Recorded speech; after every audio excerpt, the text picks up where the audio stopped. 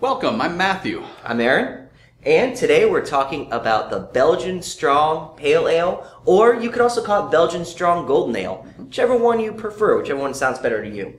Now, this is a style that's actually very similar to a Tripel, which we've already gone over, so you can reference that. Now this style is similar to a Tripel, but a lot of times it's going to be a little bit drier and crisper on the finish. And the style itself came into popularity a little bit after World War I to kind of combat the growing number of Pilsner beers in the area. So it's kind of a Belgian versus a German thing.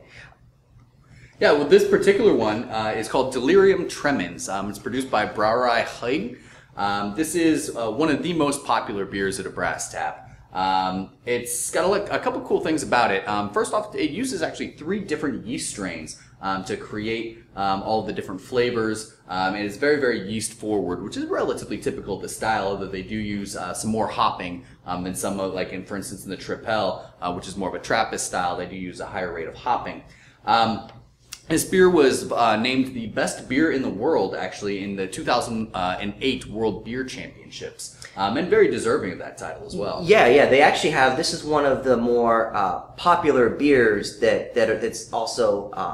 I don't want to say on the rare side, but even people who aren't necessarily into craft beer, a lot of them have heard of Delirium Tremens, or at least they know about the pink elephant, which is kind of their symbol. Now, it is a strong Belgian pale or strong Belgian golden, so it is strong. This one clocks in at 8.5%. Again, about the same ABV range as a Tripel. And why don't you tell me a little bit about the name too? Well, Delirium Tremens, or DT, is actually a medical term. It's the reference to the shakes, basically, from alcohol withdrawal. That's why they also employed the pink elephant. Some of you may remember that from like Dumbo. You know, when people get really drunk, I believe it was the crows, if I'm not mistaken, that got drunk. And you see the pink elephants. It's supposedly a hallucination caused by alcohol withdrawal. So a lot of people recognize the pink elephant, and who doesn't love little cute pink elephants? So that alone helps to kind of keep the recognition of the brand as well. It's very interesting marketing and branding for it. All right, let's get into a glass. Now we're pouring this in because it's 8.5% ABV. We're of course going to pour it into a brass tap branded snifter. Now there are brewery specific tulips or snifters going around of Delirium Tremens that have little pink elephants on them. Your local brass tap may or may not have them.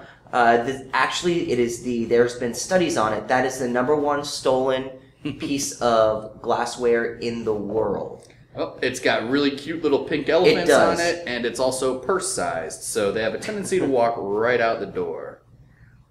Also, they also brew a beer called Delirium Noel, and that glassware has pink elephants with little Santa hats on them, so they don't stand a chance. Pretty good pour here. Nice, very, very nice head retention, especially for an 8.5% beer. Absolutely. Very, very clear. Yeah, this is really well polished.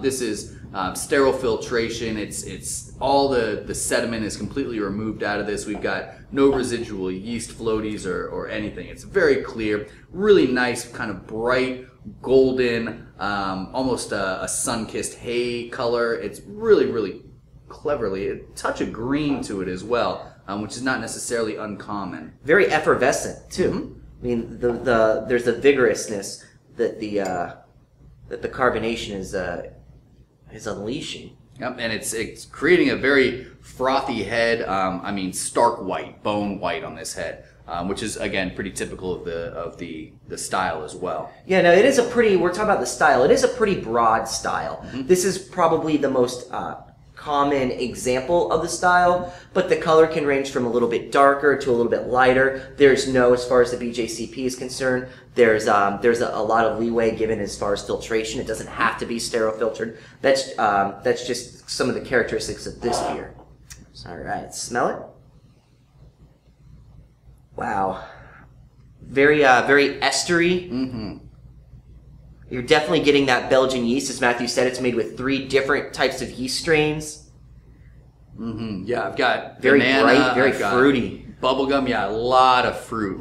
There's some apple, there's some peach.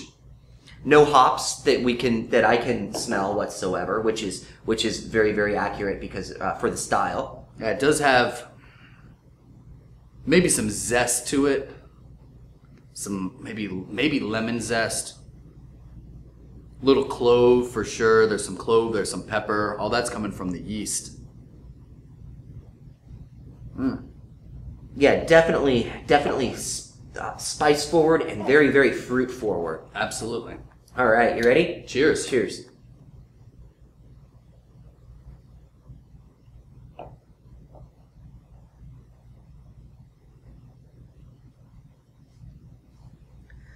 Wow. It's fruity. Lots of fruit. I almost get strawberry, kind of a dull strawberry at first that goes away pretty quickly.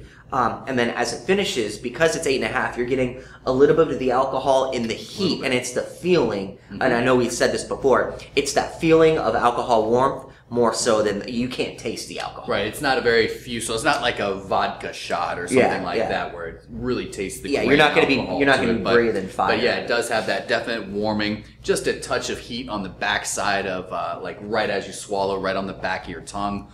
But very, very big, bright fruits in this. I mean, like I said, you definitely get some berry notes to it. I get a lot of peach, some pear, a little touch of green apple to it. And then you also get that kind of pink bubble gum and some of those spice notes from the yeast as well. This is dangerously drinkable for the ABV because of the effervescence of it. It really, it begs to be sipped again and again and again. Yeah, absolutely. Yeah, not the most balanced as far as a combination between sweetness and bitterness. It's definitely on the sweet side, which makes this beer relatively palatable despite the high ABV, even for people that are still kind of being introduced to craft beer, because it's so fruity and there's so many recognizable flavors, and that sweetness is usually a lot more palatable than bitterness until somebody really kind of trains their beer palate. Yeah, I'm glad you said that, because Delirium Tremens is a beer that we have on draft almost all the time at almost all brass taps.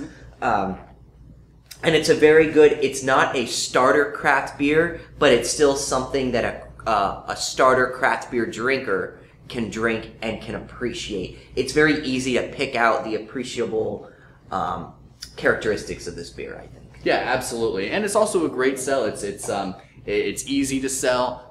It's the pink elephants and the marketing and the name of it help to sell it as well. It's a good upsell too, because it's usually one of our more high-priced beers on draft. So it really helps to kind of get that check average up as well. That's true. And you said on draft, we carry this, or they release it in draft, and they release it in these 11.2 ounce bottles. They also release it in bigger 750s, I've seen as well too. Now let's talk a little bit about the bottle. If you notice, the bottle is not see-through. I know we've talked about light being a beer's worst enemy, and the good people over at Brewery Huig.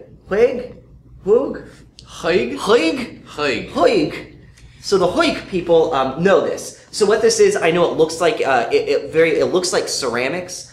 It's actually a glass bottle underneath all this that they paint. It's almost like a spray paint that makes it look like porcelain, so that light can't penetrate through to the beer. These will last for a long time. I think the shelf life is generally 5 years on these. They also make a couple different types. Delirium does different types of beer in their line. They have a Belgian Strong Dark, which they call Delirium Nocturnum. Easy to remember. Nocturnum Dark. That's the darker one. And you mentioned earlier their holiday release, the Delirium Noel. Yep, those are the elephants with the cute little Santa hats on them, and they just came out with one called Red, which I haven't had the pleasure yet of tasting, but I've heard it's good, just right along what you would expect from... It's a quality brewery. From Delirium. Yeah. If you're ever in Belgium, they've got a very, very famous cafe right in the heart of Brussels, right in that square. I wish... they have a market there every day. Anyway, you know what I'm talking about. But they offer up to, I think someone told me, almost 1,000 different beers at any one time. So if you're ever in Brussels, they have a Delirium cafe that you should check out. Check out all the world beers. famous. On that note, cheers. All right, cheers.